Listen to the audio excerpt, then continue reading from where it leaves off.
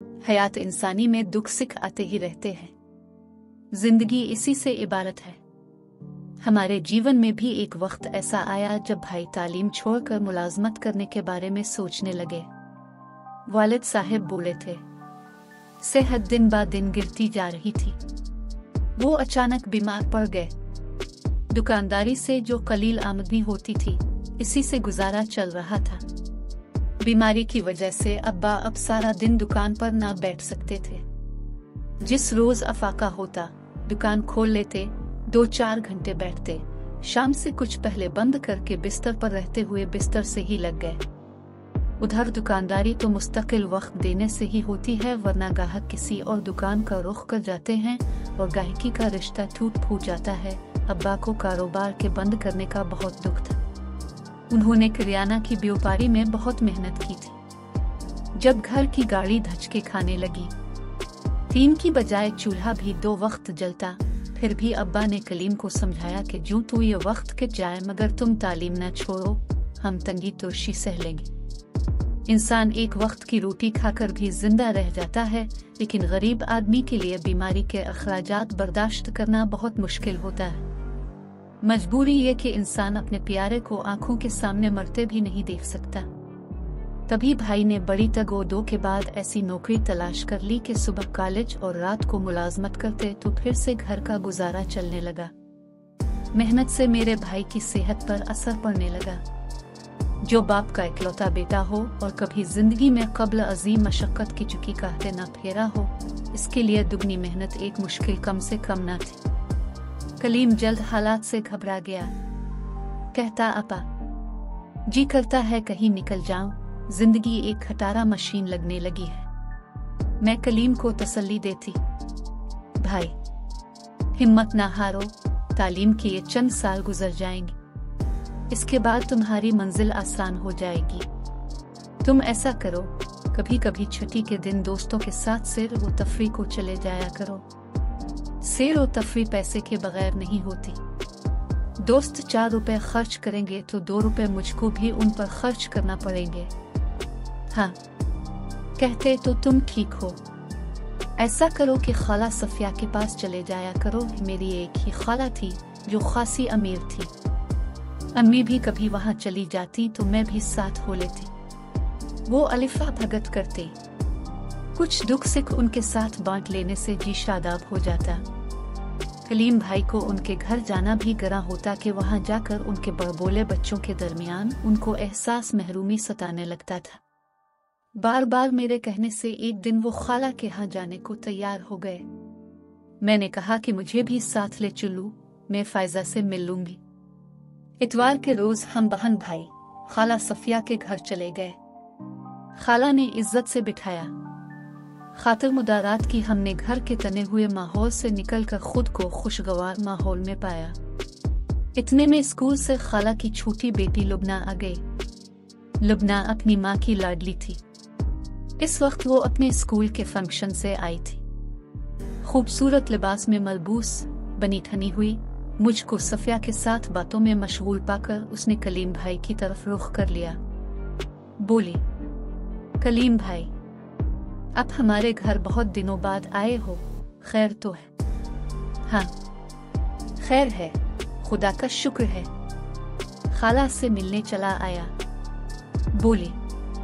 भाई का जवाब सुनकर वो उसे गहरी नजरों से देखने लगी। क्या देख रही हो मुझ में इस कदर गौर से? ये देख रही हूँ कि तुम हर बार ऐसे ही कपड़ों में आते हो। क्या तुम्हारे पास बस यही एक जोड़ा है और कपड़े नहीं हैं? अगर ऐसी बात है तो कहो, 1-2 नए जोड़े में ही तुमको बनवा दूं। किस खुशी में? भाई ने कहा। अरे भाई, मेरे सर के सदके पहन लेना। इसके ये तौहीन आमेज अल्फाज सुनकर कलीम भाई का चेहरा गुस्से से लाल हो गया। मुझसे कहा, मैं जा रहा हूँ मलिहा, तुमने चलना है तो चलो, वरना बाद में खुद आ जाना। खाला रोकती रह गई मगर कलीम ना रुका और आना फाना उनके घर से निकल गया। वो तो गया था अपनी तबीयत को हल्का फुल्का करने और वहां जाकर दिल पर मनोबोझ और पड़ गया। अम्मी और बड़ी बाजी शाम को खाला के घर जाकर मुझको लेने आए। वापसी पर कलीम को ही बुरा भला कहा कि तुमको खाला रोकती रह गई और तुम फौरन ही उनके घर से निकल आए। क्यों तुमने खाला से इतनी बदतमीजी की? उनका कहना ना सुना और घर आ गए। क्या घर भागा जा रहा था? क्या आपको किसी ने नहीं बताया कि उनकी साहिबजादी लुबना ने कैसी बातें कही मुझसे? उसने तो मजाक किया था तुमसे। मैट्रिक की लड़कियां होती ही ऐसी लाउबाली हैं। तुम्हारी खाला तुमको दामाद बनाने का सोच रही हैं और तुम हो कि उनको खफा करके आ गए। बाजी ने इंकिशाफ किया। पगले लड़के, अगर उन्होंने तुमको दामाद बना लिया तुम्हारी तो किस्मत खुल जाएगी। खामखा जरा सी बात पर गुस्सा कर रहे हो। मुझको नहीं खुलवानी अपनी किस्मत। ऐसी बदतमीज लड़की के साथ किस्मत खिलेगी या कि फूट जाएगी। कलीम का गुस्सा दो चंद हो गया। मेरे भाई का कहना सही था। अम्मी को मैंने समझाया। उनका हमारा मील नहीं है, ये रिश्ता बेजोड़ रहेगा। अव्वल तो ऐसा मुमकिन नहीं है। ऐसा हुआ भी तो क्या लबन हमारा घर आबाद कर सकेगी? हमारे घर की गुर्बत में तो इसका सांस भी लेना दुश्वार होगा। यहाँ वो कब रहेगी? कलीम को तो वो घर दामाद बुना लेंगे।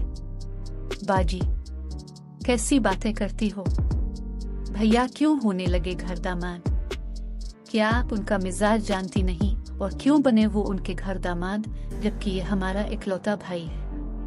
माँ बाप को बुढ़ापे में बेटा छोड़ जाए तो उनकी कौन सी राह है? मैंने बाजी को कायल करने की कोशिश की ताकि ये बढ़ चढ़कर अपने भाई का रिश्ता लबन से जोड़ने की कोशिश से बाज रहे। अम्मी कहने लगी, बेटी, दरअसल आजकल शरीफ लड़कों का मिलना मुश्किल है। खाला कलीम के बारे सोच रही हैं। पैसे की उनको कमी नहीं है, नेक दामाद चाहिए बस। वो तो बेटी को इतना देने का सोच रही हैं कि फिर इन दोनों को किसी शय की जरूरत ही ना रहेगी। मैं उम्मी से बहस न करना चाहती थी सो खामोश हो गई। चंद रोज गुजरे के एक रोज हमारे घर में धमाका हो गया। हम हैरान कि ये अबू को क्या हो गया है, आखिर क्यों इतने गुस्से में है। तभी उन्होंने कलीम को बुलाकर पूछा, ये बताओ मुझे कि तुम इतनी गलत जगह क्यों गए थे कि जहाँ शरीफ लोग नहीं जाते। वालिद की बात सुनकर उम्मी और हम सारी बहनों को सांप सूंघ गया। गुर्बत, इस पर वो बाजार तुझ पर खुदा की मार। अब्बा मैं नहीं गया, मैं गलत जगहों पर नहीं जाता। वालिद साहिब को यकीन ना आया मगर खामोश हो रहे। कलीम भाई ने सही नहीं कहा था। इनकी पेशानी पर पसीना आ गया था जिससे जाहिर होता था कि दाल में कुछ तो काला है। लेकिन किस बेटे को हौसला होगा कि बाप के सामने ऐसी बात के बारे में सच बोले। कलीम सही बात बता भी देता तो अब्बा कब यकीन करने वाले थे। सही बात तो बाद में पता चली। दरअसल कलीम के एक उस्ताद की बूढ़ी फूफी दमे और सांस की मरीजा थी। किसी ने कहा कि चने के बराबर अफ्यून खुलाने से खांसी और दमा की बीमारी में अफाका होगा। बस बतौर दवा उनको कुछ दिनों खिलाई जाती रही जिससे गुनूदगी हो जाती और वो सो जाती। लेकिन घर वालों को ये अंदाजा न था कि उनको इस नशे की ऐसी लत लग जाएगी कि बगैर अफ्यून लिए फिर उनकी जान पर बन आएगी। उस्ताद साहब अपनी इस फूफी से बहुत प्यार करते थे। ऐसी खातून ने उनको बचपन में पाला था। अब जो वो नशे की तलब में माही बेआब की तरह तड़पी, उनकी तकलीफ उस्ताद से देखी ना जाती थी। ये चीज बाजार में तो आसानी से मिलती ना थी और अफ्यूम का नशा इतना बुरा था कि ना मिलने पर दम घटने लगता था। एक इस बाजार की औरत से उस्ताद की कभी जान पहचान रही थी। इसी अधितर उम्र से ये अफ्यूम की गोली मंगवाते और बदले में यह औरत उनसे मैनोशी के वास्ते एक बोतल ले लेती थी। चूँकि शराब तो मिल ही जाती थी लिहाजा वो ये एक बोतल इसको इनायत करके और एक गोली अपनी फूफी के लिए हासिल करते। अब मसला यह था चूँकि तदरीस के पेशे से वाबस्ता थे लिहाजा खुद इस जगह जाने से घबराते कि अगर किसी ने देख लिया तो इज्जत के साथ नौकरी के जाने का भी खतरा था। इनको बेशुमार लोग माँ उनके शागिर्दों के जानते थे लिहाजा उन्होंने सीधे साधे अपने शागिर्द यानी मेरे भाई कलीम को एक जरूरतमंद लड़का जानकर ये काम इसको सौंपा और कहा, अगर तुम रोज वहाँ जाकर जहाँ मैं तुमको भेजूं एक औरत से डिबिया में दवा ला दिया करो तो मैं न सिर्फ तुम्हारी फीस मुआफ करा दूंगा बल्कि तुमको पढ़ने में भी मदद दूंगा। कलीम बेचारा गुर्बत के हाथों मजबूर था लिहाजा उस्ताद के इस गलत काम का बीड़ा उठा लिया। वो नहीं समझ सका कि मुनशियात खर्चने बराबर हो, इसको लाना ले जाना जुर्म है। लुबना का एक चचाजाद महरूज एक बिगड़ा हुआ अमीर ज्यादा दौलत लुटाने और तुमिश बीनी को चंद ओबाश दोस्तों के हमरा इसी रसवाए जमाना जगह जाया करता था जहां उस्ताद की खातिर दवा की डिबिया लेने को जिसमें अफ्यून की गोली होती कलीम भी जाया करता था। लिहाजा महरूज ने कई बार कलीम को इस बदनाम जमाना महल्ले में आते जाते देखा था। उसने खाला को बताया कि आपका भांजा गलत राह पर लग गया है, कहीं इसके साथ बेटी का रिश्ता ना कर देना। महरूज को शक्ता की भनक पड़ चुकी थी। वो खुद लबन से शादी का ख्वाहा था। उसने मेरे भाई के बारे मालूमात खाला यानी मेरी ताई को दे और खाला ने उम्मी को बताया। अम्मी ने कहा, किसी को गलत फहमी हुई है, मेरा बेटा बाजार हसन नहीं जा सकता, ये नामुमकिन बात है और वो भी इतनी कम उम्री में। बहरहाल उम्मी ने बेटे से पूछा भी तो भाई ने इनकार किया, जिस पर वो खामोश हो रहे। खालू खामोश ना रह सकी। उन्होंने वालिद साहब की ये बात गोश गुजार कर दी। वो तो पहले ही बीमार थे, उनकी हालत गैर हो गई। अब कलीम से बास बरस लाजिम थी। उसने साफ इनकार किया। तब अब्बा ने खालू को बुलाकर कहा कि मियाँ, तुमको गलत किसी ने कहा है, मेरे बेटा वहाँ कभी नहीं गया है, ये किसी दुश्मन ने उड़ाई है। खालू बोले, हाथ कंगन को आरसी किया। यकीन नहीं आता तो आंखों से देख लो, ऐसे तो तुम मानोगे नहीं।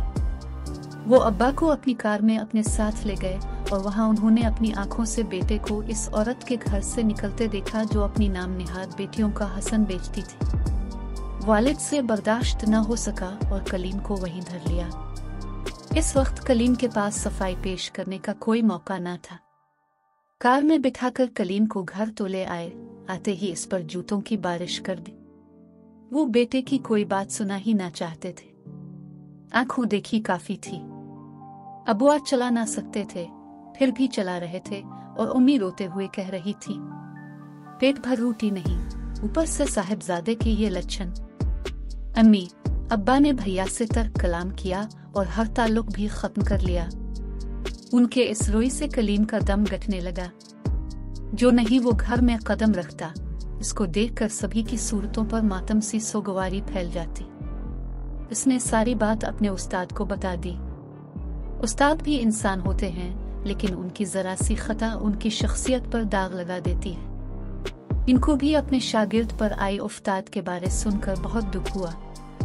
वो अब्बा जान के पास आए, मुआफी तलब की और असल वजह अफ्यून मंगवाने की बयान की। उन्होंने कहा, आपका लड़का बेकसूर है, मुजरिम में हूँ, जो चाहे मुझको सजा दे। वालिद ने कलीम से बातचीत तो शुरू कर दी, मगर वो अब बहुत रंजीदा रहने लगा। उन्होंने ये भी कहा, अगर कलीम के खालू और खाला इसको अपनी लड़की का रिश्ता नहीं देते तो मैं उसकी एक अच्छे घराने में शादी करवा दूंगा। वालिद बेटे का सेहरा देखना चाहते थे। प्रोफेसर साहब ने उनको बावर करा दिया कि उनके जानने वाले खुशहाल मगर नेक लोग हैं और उनको जहेज का भी लालच नहीं है। वालिदैन उनकी बातों में आ गए। लड़की देखने उनके साथ चले गए। लड़की खूबसूरत थी, घराना भी खुशहाल था। वालिदैन ने कलीम के लिए यह रिश्ता कबूल कर लिया। इम्तिहान खत्म हो गए तो कलीम भाई की शादी इस लड़की माजबी से हो गई। कुछ दिन अच्छे गुजरे। बाद में लड़की ने भाई से तकाजा करना शुरू कर दिया कि मेरे वालिदैन की औलाद नरीना नहीं है। उस्ताद साहब ने कहा था कि शादी के बाद तुम मेरे में के चल कर रहोगे, लिहाजा अब हम अपने वालिदैन के पास चल कर रहते हैं। भैया ने घर दामाद बने से इनकार कर दिया तो उनकी बेगम रूठ कर मैके चली गई। लाख मनाने पर भी ना माने। उन्होंने वहाँ ही बेटी को जन्म दिया। जब बेटी की पैदाइश की खबर मिली, कलीम भाई ना रह सके और बीवी के मैके चले गए और उसके बाद वो लूट कर वापस घर ना आए। खुदा जाने इन लोगों ने उन पर कैसा जादू किया कि उन्हीं के हो रहे। अपने माँ बाप और 3 बनब्याही बहनों को भी तन्हा छोड़ दिया। उम्मी मुझसे कहती, इनसे तेरी खाला का रिश्ता क्या बुरा था। वो लोग भी तो कलीम को घर दामाद बनाकर रखना चाहते थे, तभी मैं उनको छोड़ उधर को भागी थी। मुझे क्या खबर थी कि ये भी मेरे लड़के को मुझसे छीन लेंगे। पता होता तो अपनी बहन से ही नाता जोड़ लेती, मगर अब क्या हो जब चिड़िया चुग गई खेत। अब्बा ने उस्ताद साहिब से जाकर फरियाद की। वो लाताल्लुक बन गए। कहने लगे, मैंने तो कलीम और आप लोगों के लिए अच्छा ही सोचा था। अगर आपका बेटा ससुराल जाकर कर उनका हो गया है तो इसमें मेरा क्या कसूर? कसूर तो आपके अपने बेटे का है। किस्सा मुख्तसर अंत ये हुआ कि हमने खाला का दामन छोड़कर अपने भाई को खो दिया। कबल अज वक्त लबन को बुरा जाना, हालांकि इस वक्त वो सिर्फ 14-15 की कमसिन लड़की थी। बाद में जब बाशऊर हो गई तो बहुत अच्छी बादब और प्यार करने वाली लड़की साबित हुई। वो मुझसे कहती कि तुम्हारे भाई को मैं दिल से पसंद करती थी, उन्हीं से शादी करना चाहती थी, लेकिन आप लोगों ने मुझको नहीं समझा और जब कलीम की शादी और जगह हो गई मेरा दिल टूट गया। मैंने तब शादी न करने का तहिया कर लिया, सब रिश्ते ठुकरा कर सिर्फ पढ़ाई की तरफ ध्यान दिया, खुद को पढ़ाई में गुम कर लिया। अहद किया कि पसंद का जीवन साथी न मिला तो डॉक्टर बनकर जिंदगी को कामरानी से हमकिनार करूंगी। खूब मेहनत की और डॉक्टर बन गई। लबन आज भी हमसे प्यार से मिलती है। शायद इसको इसका आइडियल नहीं मिला है, अब तक भी इसने शादी नहीं की, लेकिन वो एक कामयाब डॉक्टर है, अपने पेशे में माहिर समझी जाती है। खूब कमाया है, जिंदगी में किसी शय की कमी नहीं। अगर कोई कमी है तो बस यही है कि इसने शादी नहीं की और घर नहीं बसाया है। जब किसी जोड़े को अपने बच्चों के हमरा हंसते मुस्कुराते देखती है तो उदास हो जाती है, तब अपने दुख पर मरहम रखने को फीकी हंसी हंसते हुए कहती है, क्या हुआ कि मेरा घर बच्चों से खाली है, वार्ड के सारे बच्चे मेरे ही तो बच्चे हैं। बेशक वो एक बहुत अच्छी बात कहकर अपनी महरूमी के जख्मों पर मरहम रखने की कोशिश करती है, मगर मैं सोचती हूँ औरत चाहे जितनी कामयाबी की मंजिलों को तय कर ले, वो रहती तो औरत ही है। घर बार, शौहर और बच्चों के बगैर औरत की जिंदगी अधूरी ही रहती है, जिसका अफसोस वक्त गुजरने के बाद जरूर होता है।